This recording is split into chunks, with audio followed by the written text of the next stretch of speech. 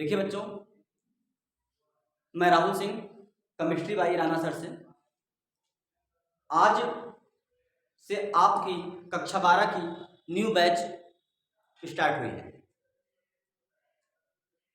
First day में ही हम आपको विलियन चैप्टर से स्टार्टिंग करेंगे। चैप्टर है विलियन सॉल्यूशन। किसी भी चैप्टर को पढ़ने के लिए सबसे पहले ये जान लेना आवश्यक है कि जिस चैप्टर को हम पढ़ने जा रहे हैं उसे उसका मतलब क्या है, उसे कहते क्या है। देखिए, सबसे पहला टॉपिक है कि विलियन है क्या। तो देखिए, ध्यान देंगे हम लोग।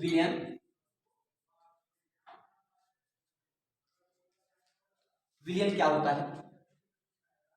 दो या दो से अधिक पदार्थों के समांगी मिश्रण को हम विलियन कहते हैं। दो या दो से अधिक पदार्थों के समांगी मिश्रण को हम विलियन कहते हैं। यानी विलियन में दो चीजें होनी चाहिए। विलियन में दो चीजें होनी चाहिए, बिना दो पदार्थों के कोई विलियन नहीं बनता है। तो विलियन क्या है? दो या दो से अधिक पदार्थों के समांगी मिश्रण को हम विलियन कहते हैं। दो या दो से अधिक पदार्थों के समांगी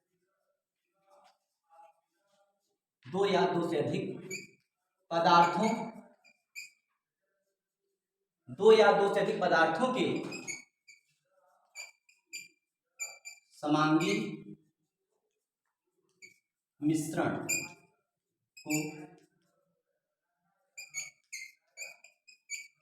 विलियन कहते हैं।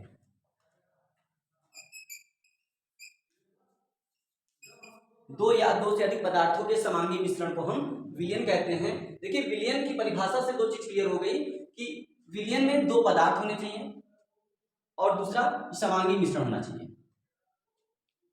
दो चीजें क्लियर हो गई। कोई विलियन तभी बनेगा जब दो पदार्थ मिलाएंगे और दूसरा उसमें मिश्रण जो होना चाहिए समांगी होना चाहिए, यानी वो अलग ना दिखे। ठीक है, तो दो या दो से अधिक पदार्थों के समांगी मिश्रण को हम विलियन कहते हैं। अब देखिए, थोड़ा सा इसे प्रैक्टिकली समझने की कोशिश करते हैं। यहाँ पे चर्चा हो रही है विलियन की। मान लीजिए कि एक पात्र है, एक कोई पात्र ले लेते हैं हम लोग। इस पात्र में हमने जल ले लिया। एक पात्र है, उसमें हमने ले लिया जल। अब इस जल में, ये जल है H2O जल, और इसमें हमने घोला चीनी C12H22O, चीनी घोल दी। तो जल में चीनी को घोला जा रहा है, पानी में चीनी को घोला जा रहा है। तो जब इन दोनों को मिलाया जाएगा तो ये दोनों मिल करके एक समांगी मिश्रण बनाते हैं। अगर आप पानी में चीनी को घोलेंगे तो आप देखेंगे कि चीनी उसमें दिखना बंद हो जाएगी, यानी चीनी का अंग जल के समान हो जाएगा, समान अंग के दिखने लगेंगे दोनों। इसी को कहा गया समांगी मिश्रण।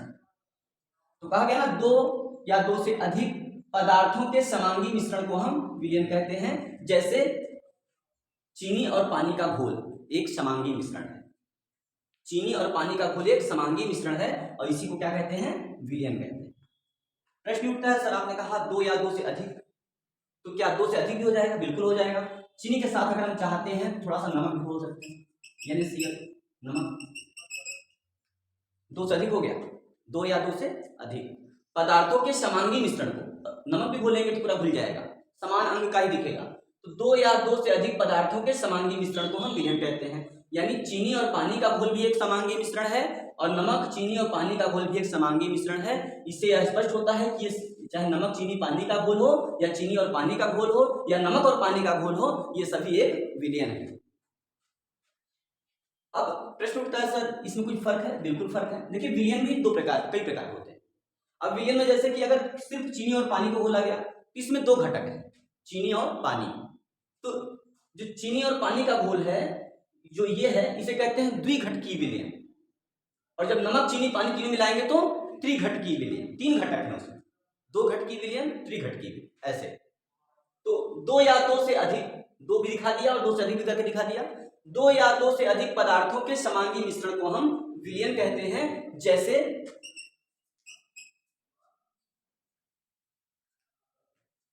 चीनी और पानी का समांगी मिश्रण, समांगी मिश्रण, चीनी और पानी का समांगी मिश्रण एक विलयन। ये हो गई विलयन की परिभाषा। दो या दो से अधिक पदार्थों के समांगी मिश्रण को हम विलयन कहते हैं, जैसे चीनी और पानी का समांगी मिश्रण एक विलयन है। अब हमने एक बात देखी कि विलयन में दो चीजें थी, विलयन में दो चीजें थी। एक था जिसमें घोला जा रहा था, विलयन के दो घटक थे। विलयन में दो पदार्थों का उपयोग किया जाता है, एक जो पदार्थ घोला जाता है और एक जिसमें घोला जाता है। तो जो पदार्थ घोला जाता है उसे हम विलेय कहते हैं, जो पदार्थ घोला जाता है उसे हम विलेय कहते हैं, और जिसमें घोला जाता है उसे हम विलायक कहते हैं। लेकिन ये कोई परिभाषा नहीं हुई। अगर आपसे कोई पूछे कि विलेय और विलायक क्या है तो आप ऐसे परिभाषा नहीं बताएंगे, आप ऐसे बताएंगे, ध्यान समझेंगे। देखिए विलयन दो या दो से अधिक पदार्थों के समांगी मिश्रण को कहते हैं। अब विलयन के दो घटक होते हैं, विलयन के दो घटक होते हैं। विलयन दो चीजों से मिलकर बनता है, विलयन के दो घटक होते हैं, विलेय और विलायक, विलेय और विलायक।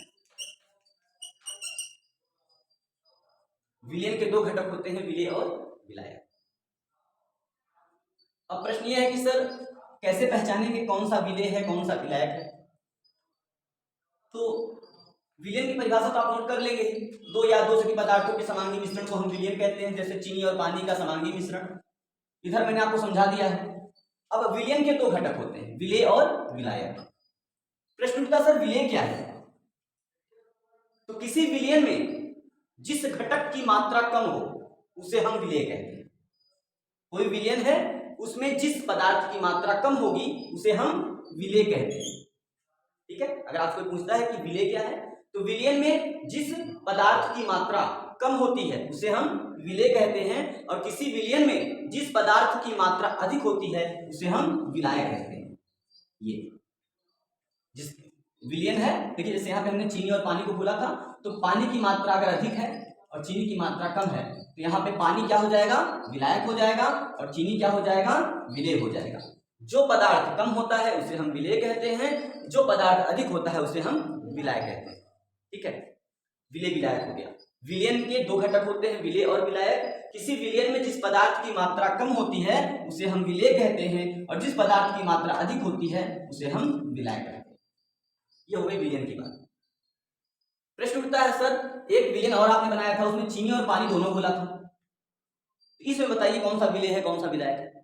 तो फिर से सुनिएगा, आप देख रहे हैं कि यहाँ चीनी और पानी दोनों को घोला जा रहा है, ये दोनों विलेय है, और जिसमें घोला जा रहा है ये विलायक है। यानी विलायक पानी ही है लेकिन विलेय चीनी भी है और नमक भी है। विलेय दो हो गए इसमें, त्रिघटकी विलयन है, तीन घटक है, तीन पदार्थों से मिलकर बना हुआ विलयन। तो ये हो गई विलेय और विलायक की बात।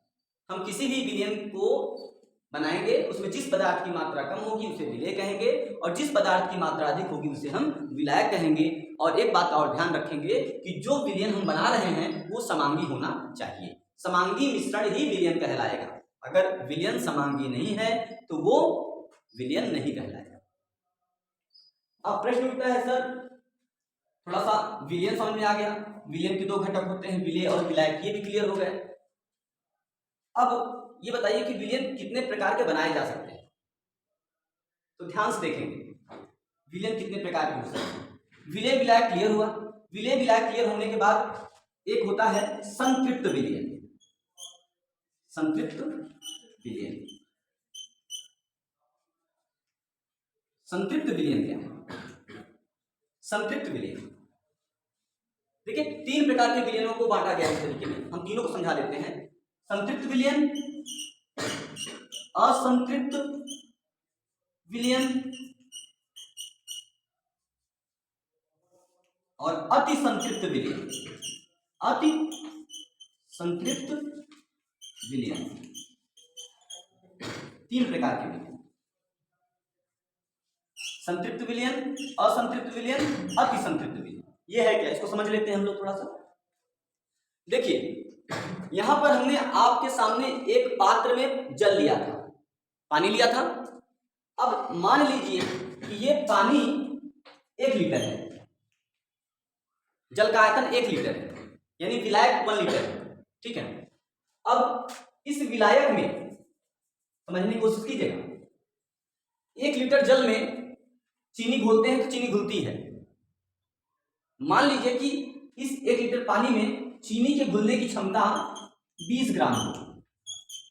इसका मतलब कि इस जल में, 1 लीटर जल में केवल 20 ग्राम चीनी ही घोली जा सकती है। अगर 20 ग्राम से कम घोलोगे तब भी ठीक नहीं है, 20 ग्राम से अधिक घोलोगे तब भी ठीक नहीं है। तो जब इस 1 लीटर जल में आप 20 ग्राम चीनी घोल देते हैं, अब ये संतृप्त हो गया, अब इसे अधिक किसी आवश्यकता नहीं है, तो इस प्रकार का जो विलयन होता है उसे संतृप्त विलयन कहते हैं।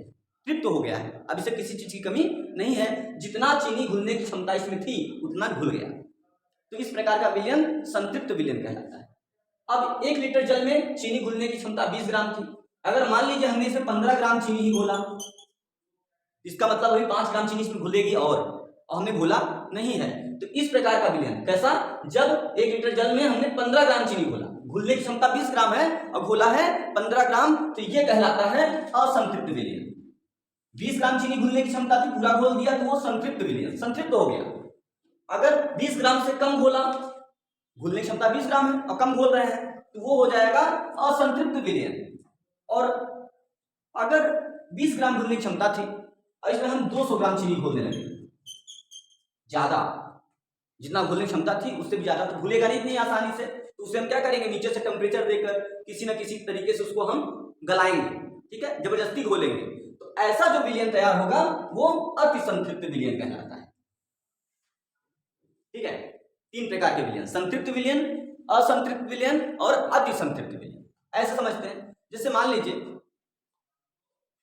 हम लोग खाना खाते हैं, अब खाना खाने के भी हमने 3 रोटी या 4 रोटी खा लिया, अब 4 रोटी खा लिया हमने, और ऐसा नहीं कि मैं और नहीं खा सकता, हो सकता है मैं 6 रोटी तक खा सकता था, लेकिन मैंने 4 रोटी ही खा लिया, तो वो है असंतृप्त। अभी हम तृप्त नहीं है, अभी और कुछ मिल जाएगा तो खा सकते हैं, वो है असंतृप्त।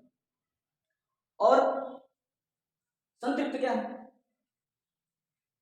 जब पेट भर के खा लिया, अब उसके बाद कुछ खाने की इच्छा ना हो, उसे कहते हैं संतृप्त। और अति संतृप्त क्या है, जैसे निमंत्रण में जाते हैं कहीं पर, ठीक है, तो ये विचार बना लिया हम लोगों ने कि भाई आज हमको कुछ खींच के खाना है, ठीक है ना, जब बहुत ढेर सारा खा लेते हैं, ठीक है ना, उसे कहते हैं अति संतृप्त। जितनी हमारी क्षमता थी उससे भी अधिक खा लिया, वो है अति संतृप्त। समझ में आया? इस तरीके से मैंने यहाँ पे विलयन समझाने का तरीका बताया है। अब यहाँ पे प्रश्न उठता है, सर संतृप्त विलयन क्या है, तो आप बताएंगे कि जल की एक निश्चित मात्रा को लेकर, जल की एक निश्चित मात्रा को लेकर उसमें थोड़ी सी चीनी डालकर घोलने पर चीनी उसमें घुल जाती है।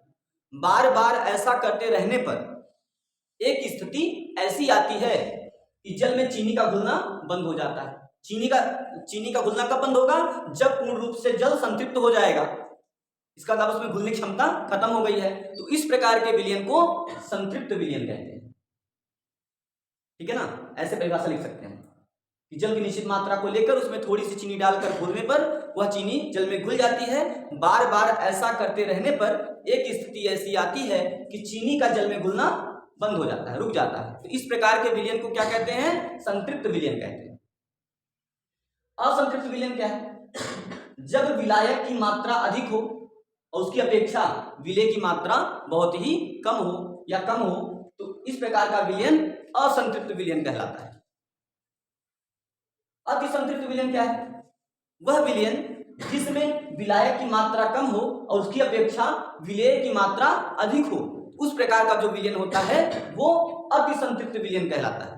देखिए समझ लीजिए, असंतृप्त विलयन में कह रहा है कि असंतृप्त विलयन का मतलब विलेय की मात्रा कम है विलायक की अपेक्षा, विलायक ज्यादा है। और अति संतृप्त विलयन में विलेय की मात्रा अधिक है विलायक की अपेक्षा, ठीक है ना, वो है अति संतृप्त विलयन। और संतृप्त विलयन क्या है, जब विलेय और विलायक की मात्रा उतनी ही हो जितनी उसको आवश्यकता है, ठीक है ना, वो है संतृप्त। अब आपने सुना होगा तनु विलयन और सांद्र विलयन का नाम, तनु और सांद्र, तनु विलयन और सांद्र विलयन, ये क्या है? डाइल्यूट सॉल्यूशन और कॉन्सेंट्रेट सॉल्यूशन। तनु विलयन और सांद्र विलयन क्या है? तनु माने होता है पतला, सांद्र माने गाढ़ा, मजबूत, पावरफुल, ठीक है ना। अब तनु विलयन, तनु विलयन उसे कहते हैं जिसमें विलय की मात्रा कम होती है, उसे तनु कहते हैं। और सांद्र उसे कहते हैं जिसमें विलय की मात्रा अधिक होती है। जैसे देखिए, अगर इस जल में 1 लीटर जल था, 20 ग्राम चीनी घुलने की क्षमता थी, तो अगर 20 ग्राम, दो हमने पात्र लिया और दोनों में 1-1 लीटर पानी लिया, एक में हमने 20 ग्राम चीनी घोला, एक में 15 ग्राम चीनी घोला, इसका मतलब 20 ग्राम चीनी घुलने वाला जो जल था वो अधिक सांद्र है, जिसमें 15 ग्राम घुला है वो तनु है, कमजोर है, पतला है, ठीक है। जिसमें विलय की मात्रा जितनी कम होगी वह उतना ही कमजोर होगा, उतना ही तनु होगा, ठीक।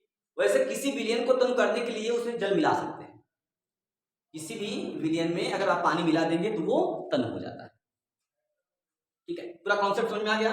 विलयन क्या है? 2 या 2 से अधिक पदार्थों के समांगी मिश्रण को हम विलयन कहते हैं। जैसे चीनी और पानी का समांगी मिश्रण, ये एक विलयन हो गया। विलयन में आपको बताया गया विलयन के 2 घटक होते हैं, विलेय और विलायक। विलेय क्या है? किसी विलयन में जिस पदार्थ की मात्रा कम होती है उसे हम विलेय कहते हैं, और जिस पदार्थ की मात्रा अधिक होती है उसे हम विलायक कहते हैं। कोई विलयन हो उसमें जिस पदार्थ की मात्रा कम होगी वही विलेय कहलाता है, और जिसकी मात्रा अधिक होगी वो विलायक कहलाता है। क्लियर है ना? संतृप्त तनु विलयन समझ में आ गया। तनु विलयन, सांद्र विलयन। तनु विलयन में जब किसी विलायक में विलेय की मात्रा कम होती है वो तनु विलयन कहलाता है, जब किसी विलायक में विलेय की मात्रा अधिक होती है वो सांद्र विलयन कहलाता है, ठीक है। संतृप्त विलयन भी समझ में आ गया। संतृप्त विलयन का मतलब क्या हुआ? जब जल की निश्चित मात्रा में उतना ही पदार्थ घोला जाए, उतना ही विलेय घोला जाए जितना उसमें घुलने की क्षमता है, तो इसे कहते हैं संतृप्त विलयन। और जब विलेय की मात्रा कम हो, जितना घोलना था उससे भी कम है, तो उसे कहते हैं असंतृप्त विलयन। और जब विलेय की मात्रा बहुत अधिक हो, जितना घुलना था उससे भी अधिक, उसे कहते हैं अतिसंतृप्त विलयन। ये कॉन्सेप्ट आपका होता है विलयन का, कि विलयन क्या है, विलयन के कितने घटक होते हैं, विलयन में किस किस प्रकार के विलयन होते हैं, तनु विलयन, सांद्र विलयन, संतृप्त विलयन, असंतृप्त विलयन और अतिसंतृप्त विलयन। इतने टॉपिक आप लोगों के समझ में आ गए होंगे। इस पूरे चैप्टर में आपको सिर्फ इसको समझना है, विलेय और विलायक, कि विलेय और विलायक है क्या। क्योंकि पूरे चैप्टर में जितने भी न्यूमेरिकल लगेंगे उसमें आपको यही ध्यान में रखना है कि हम विलेय और विलायक को पहचाने कैसे। जो कम होगा वो विलेय होगा और जो अधिक होगा वो विलायक होगा, ठीक है। एक बात और, क्लास 12th में जितने भी चैप्टर हैं उनमें से विलयन एक ऐसा चैप्टर है जिसमें से 7 नंबर का बोर्ड एग्जाम में आता है। 7 नंबर का, 70 के पूर्णांक में 7 नंबर सिर्फ विलयन चैप्टर से आता है। पूरे सिलेबस में सिर्फ 2 चैप्टर ऐसे हैं जिसमें से 7 नंबर के आते हैं, बाकी सब में से 5 नंबर, 4 नंबर, 6 नंबर इस तरह के प्रश्न बनते हैं। लेकिन एक चैप्टर आपका विलयन और दूसरा पी ब्लॉक तत्व, सिर्फ ये 2 ऐसे चैप्टर हैं जिनमें से 7 नंबर के प्रश्न बनते हैं, ठीक है। तो हम आशा करते हैं कि आप लोगों को ये सारे टॉपिक समझ में आ गए होंगे, ठीक। अब विलयनों की सांद्रता ज्ञात करने की विधियां आपको नेक्स्ट वीडियो में बताई जाएगी।